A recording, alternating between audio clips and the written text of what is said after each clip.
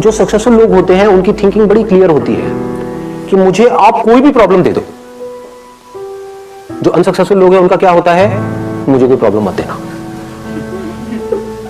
हे भगवान ये मत करना बस आप। भगवान जा करके चढ़ावा चढ़ा रहे हैं मंदिरों में, समझ गए ना कि किसकी निशानी है, अनसक्सेसफुल लोगों की निशानी है। अनसक्सेसफुल इन द सेंस जो डरे हुए हैं। जहां पर डर है वहां पर क्रिएटिविटी नहीं हो सकती।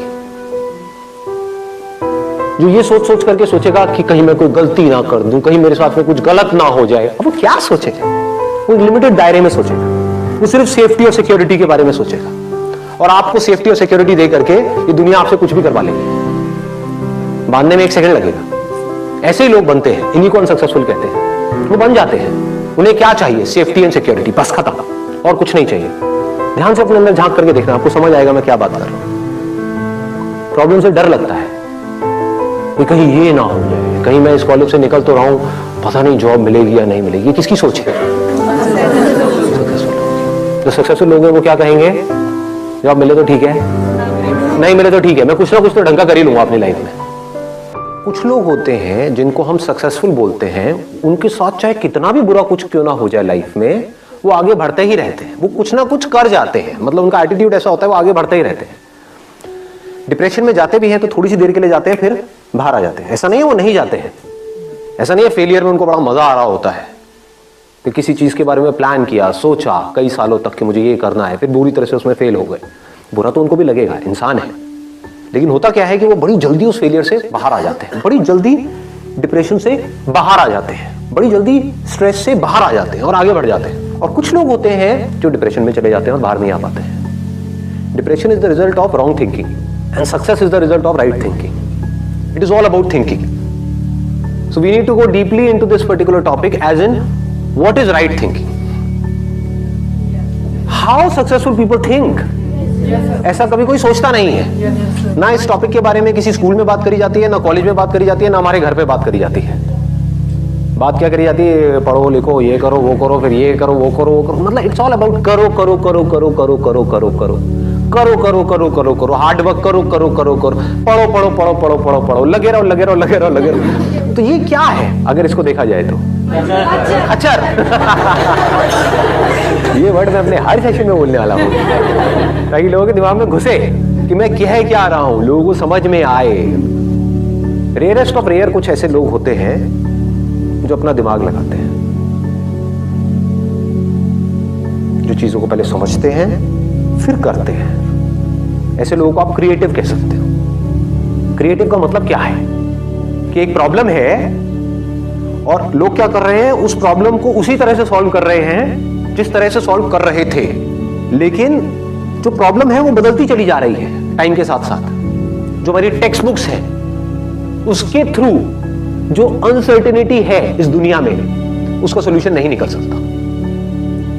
कुछ इंफॉर्मेशन आपके अंदर फीड करी जा रही है बट उसका रियलिटी से कोई डायरेक्ट कनेक्शन नहीं है। जैसे अगर आप सॉफ्टवेयर इंजीनियरिंग पढ़ रहे हो, 20 साल पुरानी बुक्स हैं, वही आप पढ़ रहे हो, और 20 साल में टेक्नोलॉजी कहां की कहां पहुंच गई सर? हर 3 महीने में वेरी, हर 3 महीने में, हर 3 मिनट में आ रहा है।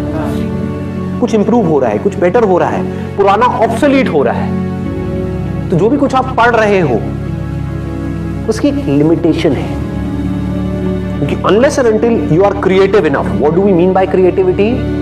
कि जो आपने पढ़ा है अगर उसी तरह से आप उन प्रॉब्लम्स का सॉल्यूशन निकालना चाहते हो जिस तरह से आपको लगता है कि वो जो मैंने पढ़ा है उसके बेस पे निकाल सकता हूं, तो आप क्रिएटिव नहीं हो, तो आप मैकेनिकल हो।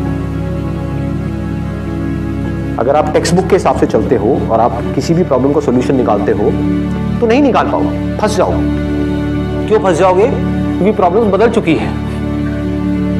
जिन प्रॉब्लम्स के सॉल्यूशंस निकालने के लिए ये पूरा का पूरा एजुकेशन सिस्टम बना था, वो प्रॉब्लम्स अब है ही नहीं, अब कुछ और ही प्रॉब्लम्स हैं। तो उसके लिए क्या चाहिए? एक ऐसी थिंकिंग चाहिए जो पूरी तरह से तैयार हो अपना जो भी पैटर्न ऑफ थिंकिंग है उसको तोड़ देने। ये डिफरेंस होता है सक्सेसफुल लोगों की सोच में और उन लोगों की सोच में जो सक्सेसफुल नहीं हो पाते। वो एक पैटर्न में घूमते रहते हैं, और जो सक्सेसफुल लोग होते हैं उनका कोई पैटर्न ही नहीं है। There is no pattern.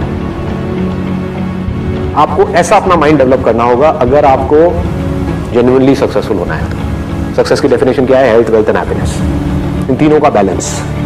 मतलब कि आप कहते हो कि मैं बहुत क्रिएटिव हूं, लोग इसका क्या मतलब निकाल लेते हैं कि कुछ भी अजीब सा करो और बोल दो कि मैं बहुत क्रिएटिव हूं। नहीं है तो ये अगर आप बना रहे हो अपने शौक के लिए, अपने मजे के लिए, तब तो ठीक है। But what is creative thinking? To find out the solution to a problem, to an existent problem. Creative thinking का मतलब ये नहीं कि कुछ नया करना है, तो नजर अलग चाहिए और दुनिया से नजर अलग चाहिए। सिर्फ नजर का खेल है। थिंकिंग मीन्स क्या? नजर ही तो है। समझ गए? तो अब देखो क्या होता है कि पहिए भी बन चुके थे हजारों साल पहले और ये बैग्स भी थे। एक बंदे ने दिमाग लगाया कि लोग हैं वो भारी भारी बैग्स उठा उठा करके जा रहे हैं, जिसकी वजह से उनकी कमर में दर्द हो रहा है। तो गाड़ी के जो पहिए थे उसको थोड़ा सा छोटा किया और बैग के नीचे लगा दिया और बंदा करोड़पति बन गया। ऐसे समझना होता है चीजों को। लोग ऐसे नहीं समझते हैं। लोग क्या करेंगे, मतलब एक बैग है तो उसको उठा उठा करके ढोए जा रहे हैं, ढोए जा रहे हैं, ढोए जा रहे हैं। ये नहीं दिमाग लगाएंगे कि क्या कोई और सोल्यूशन भी है। सोचो ना, हो सकता है उस बंदे को खुद कोई प्रॉब्लम आई हो कि मैं ये भारी बैग उठा करके लेके जा रहा हूं, तो उसने दिमाग लगाया हो कि मेरी ये प्रॉब्लम कैसे सॉल्व होगी, तो उसका दिमाग चल गया। और लोग क्या कर रहे थे? वैसा कुछ सोच ही नहीं रहे थे। सब ऐसे ही चलते हैं बैग उठा करके, ऐसे ही चलना पड़ता है, दुनिया ऐसे ही चलती है तो मैं भी ऐसे ही चलूंगा। कितना भी भारी हो मुझे चलते रहना है, मुझे हार नहीं माननी है, मुझे लगे रहना है खच्चरों की तरह। चाहे बैग को ऐसे पकड़ूं, चाहे सर पे रखूं, लेकिन मैं तो चलता ही रहूंगा मरते दम तक, क्योंकि पूरी दुनिया ऐसे ही चल रही थी, चल रही है और ऐसे ही चलती रहेगी। ऐसी सोच किसकी है? अनसक्सेसफुल लोग, थके हुए लोग। और जो क्रिएटिव लोग होते हैं उनकी सोच क्या है? वो बोलते हैं ऐसी कोई दुनिया में प्रॉब्लम है ही नहीं जिसका कोई सोल्यूशन ना हो। If there is a problem there has to be a solution. बस उनकी सोच इतनी सी अलग है कि प्रॉब्लम क्या है, मुझे भारी उठा करके चलो, इसका सोल्यूशन क्या है पता नहीं। पहला तो थोड़ी यही आएगा ना माइंड में, पता नहीं। लेकिन जो अनसक्सेसफुल लोग होंगे वो क्या करेंगे? वो वहीं पे रुक जाएंगे, पता नहीं, ना मुझे पता है ना किसी और को पता है। पता होता तो इसका सोल्यूशन निकल गया होता। जो क्रिएटिव लोग हैं वो क्या करेंगे? मुझे पता नहीं है लेकिन मुझे पता लगाना है। कैसे होगा, कैसे होगा, कैसे होगा, कैसे? ध्यान से समझना क्या हो रहा है। क्रिएटिव थिंकिंग का एसेंस क्या है? अगर फोकस नहीं है तो फोकस कहां पर? प्रॉब्लम के ऊपर। प्रॉब्लम में ही सॉल्यूशन होता है। हम क्या कर रहे होते हैं? प्रॉब्लम से दूर भाग रहे होते हैं। अब इसको ध्यान से समझना।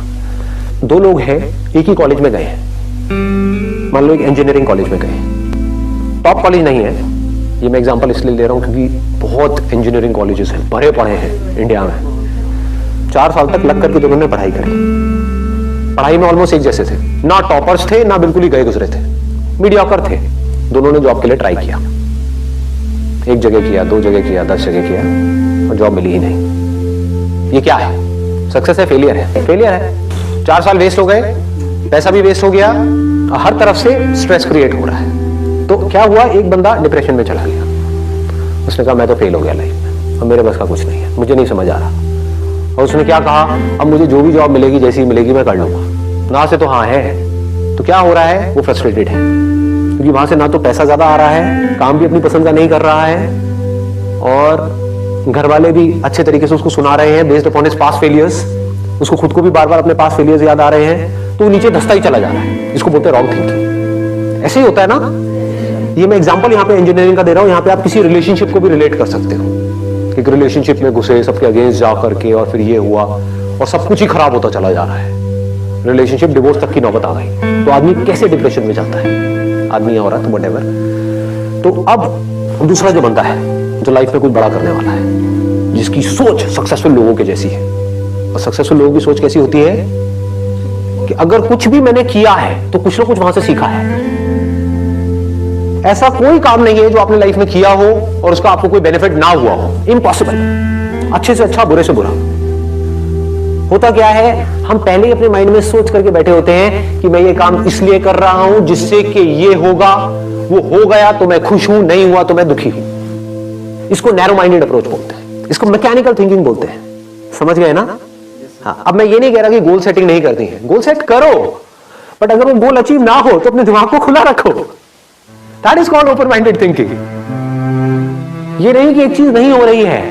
फॉर एग्जाम्पल, आप यहां पर कोई कील ठोकने की कोशिश कर रहे हो और वो कील नहीं ठुक रही है, तो ये नहीं कि वहां पे लगे रहो, नहीं मैं तो ठोक के रहूंगा, मैं तो ठोक के रहूंगा, मैं तो ठोक के रहूंगा। अबे समझो, शायद आप कोई गलती कर रहे हैं। शायद वो कील आप अगर हल्का सा साइड में करो तो वहां पर लोहा नहीं है, जैसे दीवार के अंदर होता है ना, एक बीम होता है, तो वहां पर लोहा है, तो कील वहां पे अंदर जा नहीं रही है। तो क्रिएटिव थिंकिंग किसे कहेंगे? थोड़ा साइड करके देखता हूं ना, समझ गए? वहां पर कोई बीम नहीं है, ठोका कील अंदर। तो क्रिएटिव थिंकिंग समझो क्या होता है। अगर मैं उस बंदे की जगह होऊंगा, मैं कैसे सोचूंगा? मैं अगर अपने आप को उस जगह पर रखूं तो हाँ, मजा आ गया यार,